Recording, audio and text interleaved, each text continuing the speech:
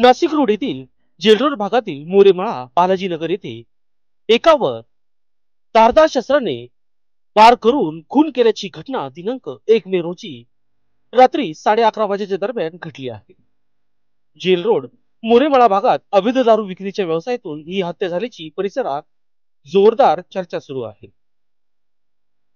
दिनांक 2 मे रोजी पोलिसांकडून मिळालेल्या अधिक माहितीनुसार जेलरोड मोरेमाळा येथील राहणारा निलेश पकळे याचे अवैध दारू विक्रीचा धंदा असल्याने जेल रोड महाजन हॉस्पिटल मागे राहणारा रेकॉर्डवरील सराईत आरोपी हितेश डोईफोडे हा नेहमी निलेश पेकळे याच्याकडून पैशाची मागणी करत होता.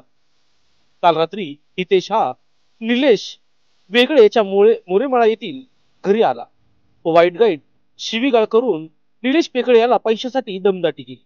दोघांमधला वाद विकोपाला जाऊन पेकळे यांनी काहीतरी धारदार शस्त्राने हितेशाच्या डोक्यावर, खांद्याला व पाठीवर गंभीर वार करून त्याला जीवे ठार मारले आहे. हितेश यांनी जागेवर मृत्यू झाला असून पेकळे हा स्वतः नाशिक रोड पोलीस ठाण्यात जमा झाला आहे. याबाबत नाशिक रोड पोलीस ठाण्यात गुन्हा दाखल करण्याचे काम सुरू आहे.